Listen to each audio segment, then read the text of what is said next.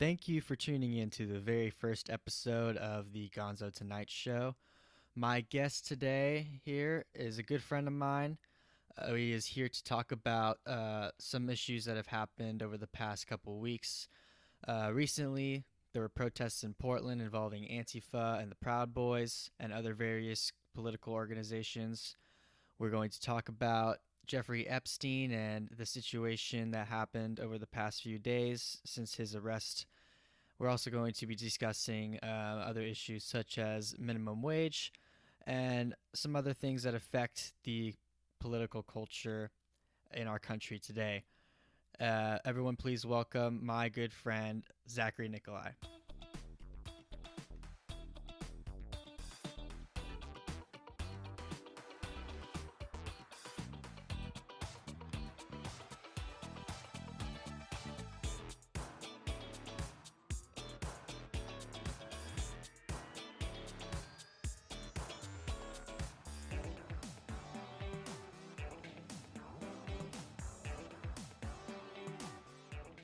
We'll start talking about, let's do the Portland The protests. protests. Yeah.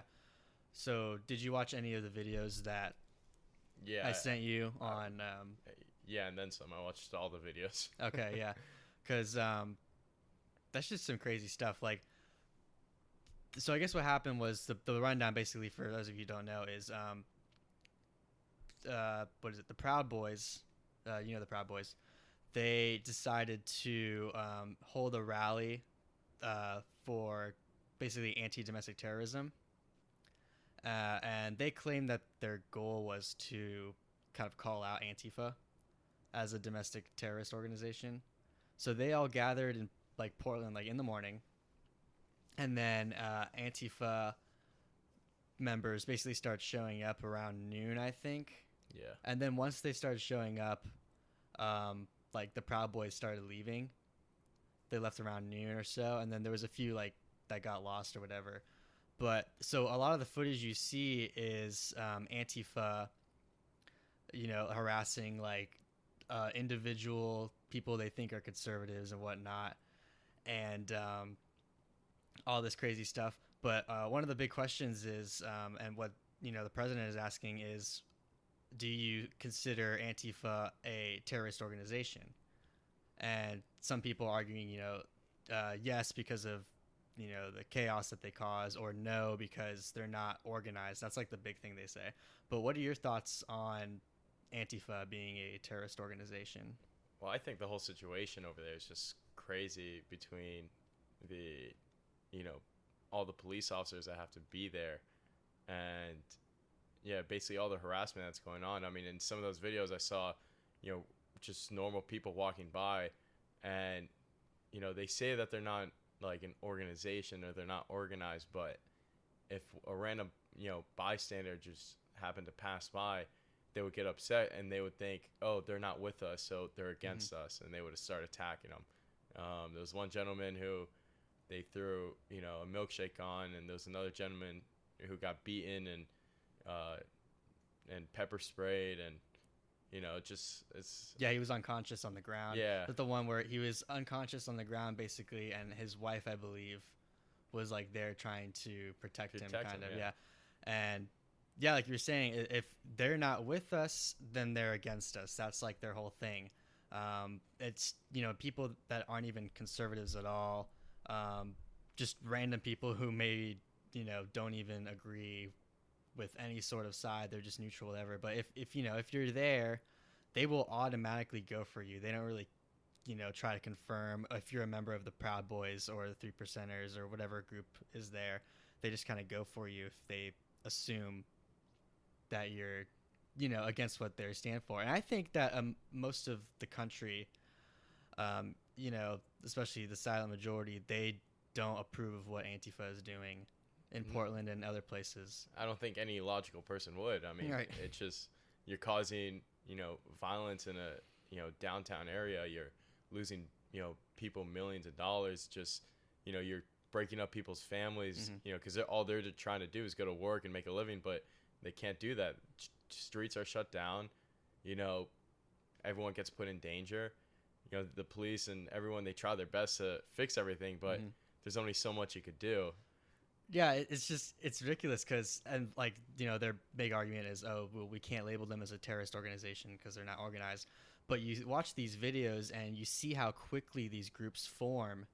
And even there was, you might have seen it. There was a copy of almost like a pamphlet that they made that said, on August 17th, we're getting together and we're going to, do this and that in Portland. And there's been a few of those. There was another one, I think, in relation to the border, where they drew, literally there were stick figures. And it was like, the Antifa had bow and arrows and they were shooting ICE members, like at the border and stuff like that. And, as childish as it looked, they're saying, on this date, we're going to go and do this. And then they have a bunch of other dates, where they want to go out and to such and such city and wreak havoc and do whatever it is that they do. But I definitely, and like you said, I agree they are a terrorist organization for sure. I would label them as, and I think that the president should make a decision very soon, especially after what happened in Portland. Yeah, I mean, it's crazy. I think it's nonsense. Yeah, they were spray painting, no borders, no ICE, no this, no that, and all they're trying to do is protect our country. So it's like they're going out there and attacking, basically anyone. Right. And it's just, yeah, it's crazy. There was another group there at the gathering. I don't know if you're familiar with it. I like to refer to them as the Rainbow Unicorn Buddies. Oh, I saw that. You saw those, yeah. Right? They basically would stand there, and say no Trump, no NRA, stuff like that. Yeah. And they were dressed in like these inflatable unicorn costumes, kind of, or they were dressed in rainbow colors. Yeah. There was a little video of them, but they were there in the background, kind of just doing their thing. Yeah, I saw a unicorn dancing in front of people, and so. And it's just funny because Antifa showed up and all hell broke loose basically in Portland. And if you listen to like what the mayor of Portland said, he said, well, overall it seemed like it was non-violent. It was pretty under control. The police did a good job, this and that. And you're looking at all these videos of mostly conservatives or innocent bystanders just getting pummeled or chased or antagonized in some way. Yeah, it's extremely violent. I mean, just the fact that he would say that is just kind of, unfathomable. Well, just imagine you walking outside. Maybe you're on lunch break. You walk outside. Let's say you work around where all this is going on. And you just walk outside and see some guys getting chased by a big group of people dressed in black and red. And, they're chasing them. And there's this other guy over here. He's on the ground, getting pummeled by these guys in black and red, waving black and red flags. And it's just the whole black and red thing in itself. If we learned anything from, like watching TV, whatever, it's like, it's just kind of like, it's dark. These it's dark colors, like yeah. mostly black. And then there's that little bit of red in there. And the flags, the flag that they have, it's just mostly a black flag with like red.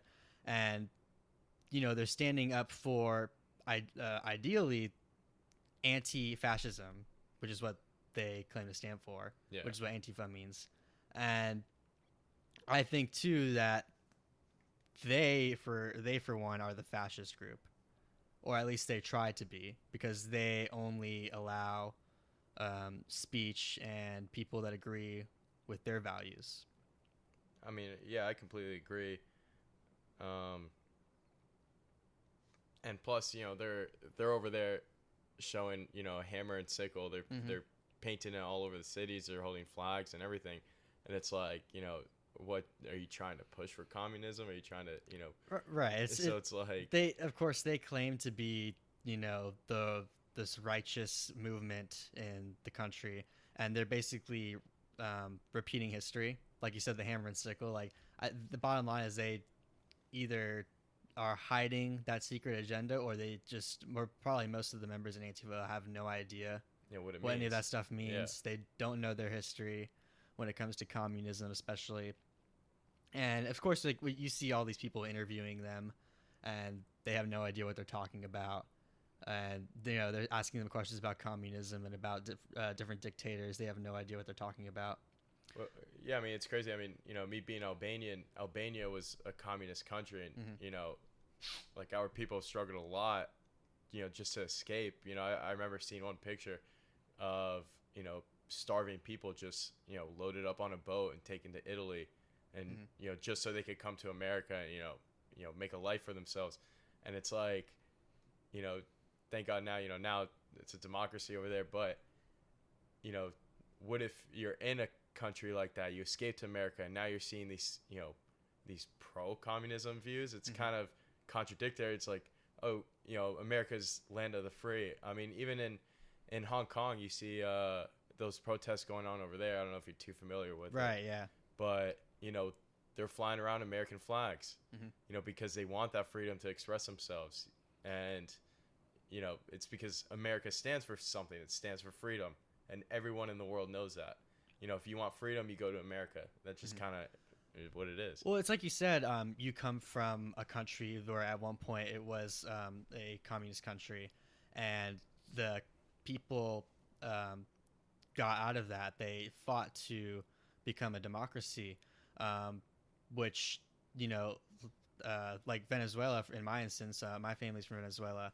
And the point is, like, when those people that come from countries like that, or that see the destruction that socialism and communism leads to, they understand that it's never going to work.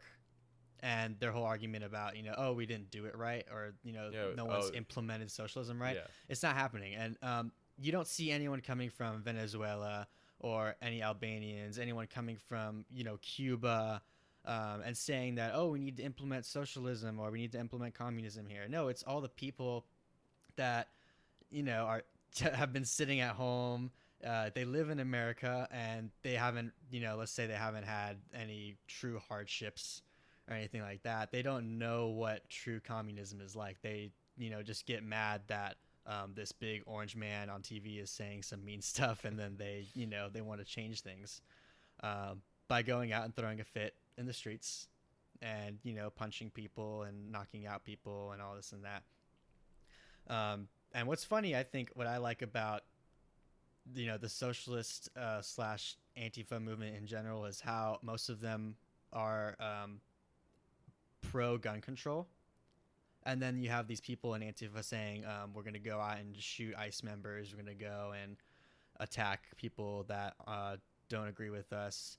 They were threatening to shoot Mitch McConnell, the protesters outside his house. I don't know if you remember that. It was, I think, last week they were outside Mitch McConnell's house, and they were saying, yeah, I remember seeing something about it. We're going to shoot you. We're going to do this. We're going to do that. And they're also the ones that are going unmasked, saying, oh, we need more gun control. We need to protect our kids. We need to do this and that. And then they'll go put their masks on and do this stuff. Yeah, so it's like, it's almost contradictory, It's so hypocritical. I think a lot of the left nowadays, unfortunately, is very hypocritical. There are some politicians in general can be hypocritical on both sides of the aisle, but just when you talk to someone about issues like gun control, then abortion and immigration, it all trips over each other, and it becomes hypocritical on their side. And of course, I think on both sides, when you have hypocrisy, that's one of my biggest pet peeves, when you talk to someone and then they just start tripping over themselves and they don't really know what they're talking about. But I wanted to move into as well. I wanted to talk about Jeffrey Epstein, because that was a big thing that's been going on. So as most of you probably know, he supposedly hung himself in while he was, being held in he was being held on suicide watch. I guess he wasn't. He wasn't on suicide watch when he hung himself, but supposedly the two guards that were watching him fell asleep for, I guess, 3 hours, 2 or 3 hours it was, and then reports came out saying they heard shrieking from his cell, and I guess there was some audio that came out. They heard shrieking from the cells, and then these guys supposedly fell asleep on their watch. so there's all this stuff coming out. There's that the flight logs with Bill Clinton um, going to taking trips to his private island and all that jazz. Yeah, I think I'll be honest with you. I think this, just his death is like probably the biggest, conspiracy probably in our lifetimes. Mm-hmm. I mean, just they say, of course, people heard yelling, screaming, the time of his death. All the cameras malfunctioned. The guards who were supposed to be watching him, they were sleeping. And they weren't his normal guards, Right. They said they figured out that one of the supposed guards never checked in. I don't remember if it was both of them, but I know for sure they found out that one of them never checked in. He wasn't supposed to be there. And then apparently too, there's some interesting news that came out in regards to Epstein. I guess they found Prince Andrew of England. They apparently were accusing him of being involved in the Epstein scandal. Epstein was originally charged the first time, and then he was still friends with Prince Andrew at the time, and they had a video or pictures of Prince Andrew going to Epstein's apartment in New York. And then there was more pictures of him, like when he was leaving, he was waving to supposedly this underage girl. But I guess the whole thing around that is they're now accusing Prince Andrew of being involved in the underage sex scandals, and apparently Epstein's ex-girlfriend, Maxwell, her last name is Maxwell. She helped, bring like underage girls to Prince Andrew's, and for like massages that turned into other stuff. So he's under fire now, I guess, and he's of course they released a statement saying that he didn't. Of course, like they would never approve of that, and he didn't do it, and da da da. So there's more uncovering. Of course, we almost know for a fact Bill Clinton was involved in this. It's like at this point, it's like there's no question. There's no way hiding it. And then Prince Andrew now, and then a bunch of, I'm sure there's plenty other higher ups that are caught in this this scandal. And of course, the question too is like no one knows how Epstein made his billions of dollars, and of course, if you like us like-minded people who look at the story, look at the facts, we know that. Or we can safely assume that people such as Bill Clinton or whatever paid him tons of money to go to his island and to be brought, underage girls for sexual pleasure, as disgusting as it is. And he too kept video footage of all the clients per se that have been there, right, and blackmailed them into. Right, so that's how he made more money. Exactly. Listen, I have this footage of you. If you don't continue being my client per se, let's put it that way. I can expose you, because these were guys running for election, like Bill Clinton, for instance. Yep. And then Hillary Clinton ran in 2016, so he could have used that info against her. Exactly. So then they could have got more money, and I mean. Even there's just more every day, more stuff adds to the story. I mean, even there was a van that I don't know if you heard. It wasn't checked in that night. It drove in that night. It was never to the prison, right? And it was never checked. They have no info on it, and I feel like there's just too many coincidences. Too much bad. Like how can everything fail like that all at once? It's kind of like it just doesn't happen like that. I think, like you said, it's one of the biggest quote-unquote conspiracies in our lifetime. And, of course, people talk about the Clinton body count, how many bodies or how many people have died that were friends or somehow related to the Clintons. But this one, I feel like, not only was it the biggest cover-up, but it was also the sloppiest. Yeah. And that's because it was so big. Yeah. Like you said, there's stuff coming out every day. So and so is linked to it, or like you said, this van wasn't checked in, this person wasn't checked in. The autopsy report, we learned something new. And talking about the autopsy report, actually, apparently the guy who did the autopsy, he's like 80 years old or something, but apparently he was the same guy who did the autopsy for John F. Kennedy when he was assassinated, as well as who was the other guy? Oh, he was also involved in the O.J. Simpson trial. Oh, wow. So, and of course, there's a big conspiracy about John F. Kennedy's death. There has been ever since. And then O.J. Simpson, his case was never really solved. There's people who think he did it. There's people who think he didn't do it. I don't even know if O.J. Simpson knows if he did it or not. But so yeah, this one autopsy guy is linked to those two major cases. And now he came out saying, of course, it's indefinitely, he hung himself. He hung himself, yeah. Even though his neck broke in a way where, right. There's probably less than a 10% chance. But then it also came out that there were strangulation markings on his neck. Exactly. Not from a rope, but from someone strangling him. Yeah, and his injury, it even the injury he got is more common with people strangling, another person than hanging, so it's like, it's also this weird thing. Okay, yeah, everyone's telling us it was a suicide, and then the autopsy says it was a suicide, but when you go to the science of it, then it's like there's almost no way it can be. Mm-hmm. I mean, you hear screaming, you hear, his neck was broken, you see marks on his, on his neck, so it's like, it's just kind of weird. But yeah, it's just, and it's like, people say like, it's too bad that he died before he could have exposed everyone else. Like, his death was definitely a type of justice for all the victims that he was involved with, but it's like you just kind of wish that he wasn't killed so he could expose all the other bad guys, like Bill Clinton or whoever else was involved in these terrible crimes against young children.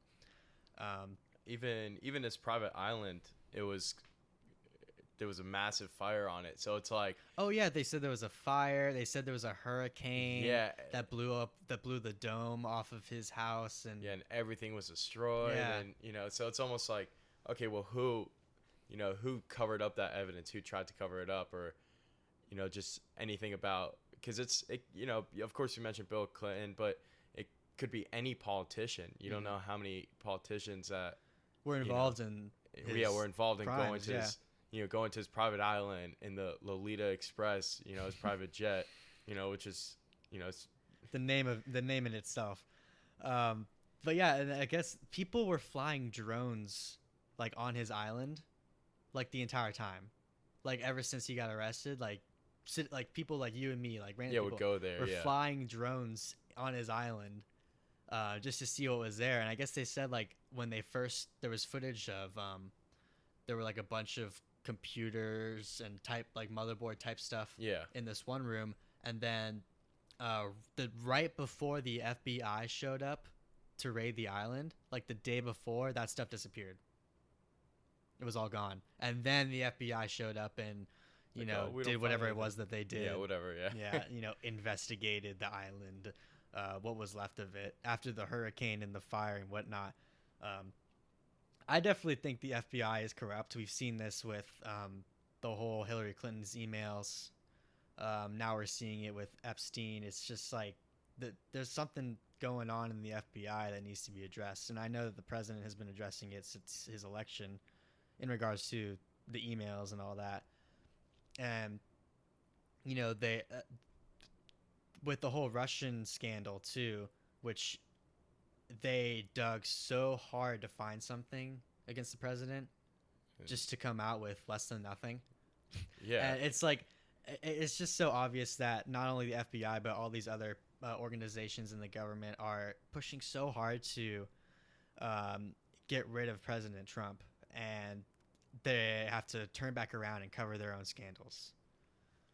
Yeah, it's crazy how much corruption there is in the government nowadays.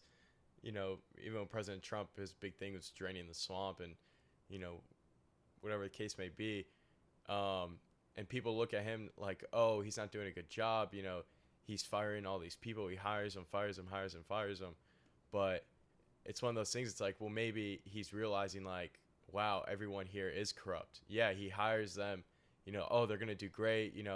Yeah, they were a great person to him when he wasn't president. But you know what? Now he's seeing, he's trying to help the country, and he's seeing these people and how they're acting towards their country, and almost like, screwing it over. So, right, because like as a businessman, sometimes you don't see all that stuff. Of course, you will see corruption, especially on his level. He's a multi-billionaire. He's seen some stuff. But when you get into politics, you start to see, all the corruption that there is, all these bad people. And you were talking about, I think you were mentioning before, there was a little theory about how the whole drain the swamp thing. yes. He said it was about draining the swamp with politicians and all this, but and then you want to go ahead and explain that. Yeah. So theory. there was kind of like a theory going on where drain the swamp. That was a big thing in the 2016 election, but the number one like place in the United States where kids are lost is in Washington D.C. So all these politicians there. So there's always a big thing where, okay, well, maybe draining the swamp didn't mean like, oh, getting rid of corrupt politicians and stuff like that, but more like, let's get these child predators that are in our government. Why are these children going missing?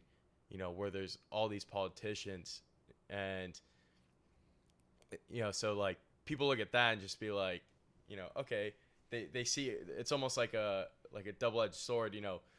Yeah, he's draining the swamp of corrupt politicians, but he's like trying to clear child predators from our government, and get them out of there, because at the end of the day, no right person, would like a child predator.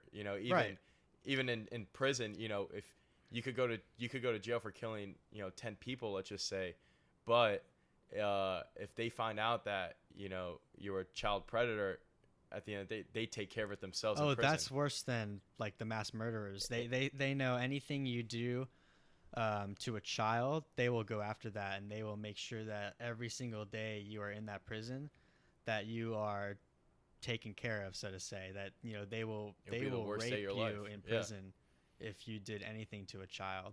So it's almost like the worst of the worst guys in there. Even they know, you mess with a child, it's all over. Yeah, I mean, that's one thing you never do. So, and then there's this whole getting into pedophilia in itself. And I think every sane person can stand up and say that pedophilia is more than wrong. But then we see these weird groups of people pushing for pedophilia to be legal and accepted. I think is one of the most disgusting movements that we're seeing. And people are saying, that it's very small and it's a very small group of people. But then there's people that are coming out and supporting it. Like that age is just a number. Like that was a joke like a few years ago, but now it's like it's a real thing. Yeah, more people are coming out, and I think it goes back to the like being a hypocrite and stuff like that, because you see these people, with the LGBTQ community, and then they keep adding more and more, and then finally LGBTQP for pedophilia. So it's those same people who hated, all these, let's just say politicians right now, we're trying to connect it. They hated these politicians for going after young kids, but then they're also accepting a normal person, oh yeah, age is a number, love is love. So it's just, and they're normalizing it so much. Like if you go on Snapchat, they have those quote unquote news sections. And there's stuff in there, like I saw one the other day. It was like this guy who's like 50 something years old is dating this like 21-year old or something like that. And then he said, "Oh, we've been dating for 6 years." And then when you do the math, he was like 16, or when he started dating this 45-year-old man at the time. And they're just normalizing it in mass media, and then kids are seeing it and thinking that's okay. And parents don't know that kids are seeing it, and it's just like it's the evil coming in when you least expect it. And of course they're targeting children to make sure that they think it's normal.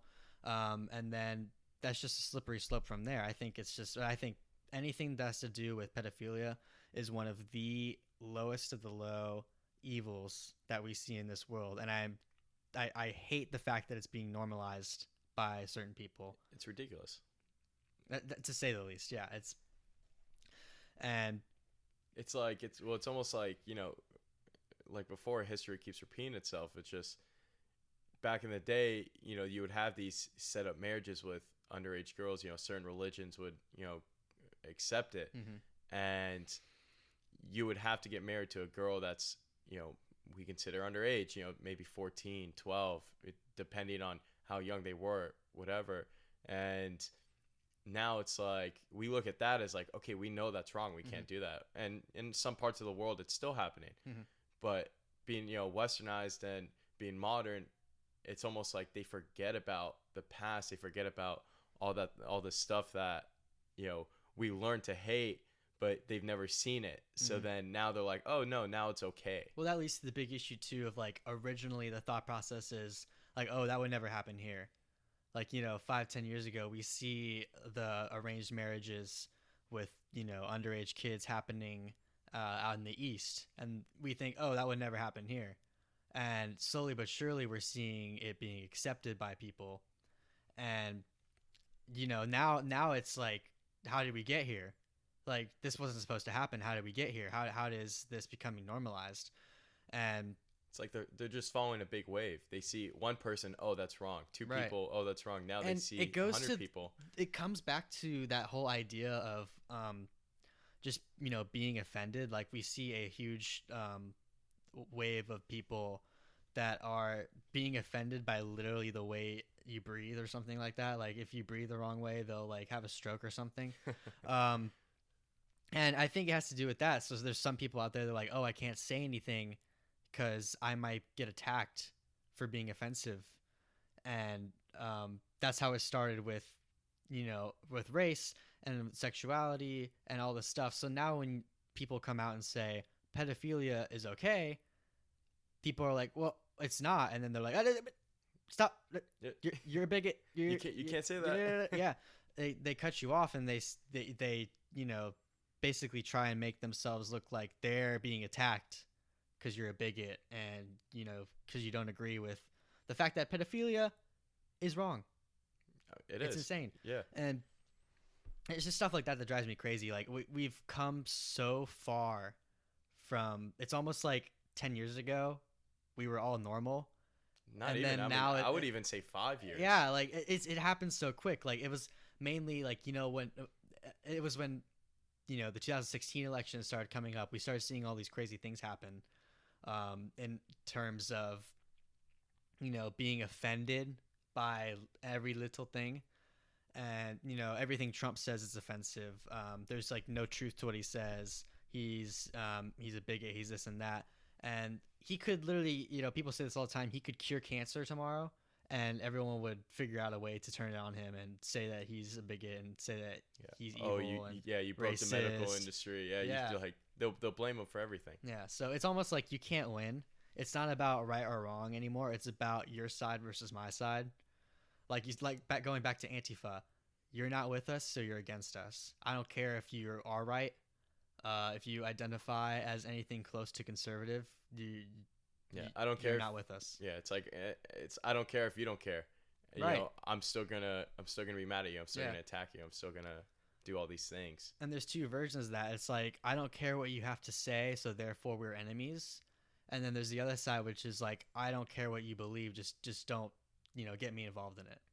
Yeah. And there's a lot of people nowadays. I think the vast majority, the silent majority, they're saying, "Look, I really don't care as long as it doesn't affect me, as long as it doesn't harm anyone.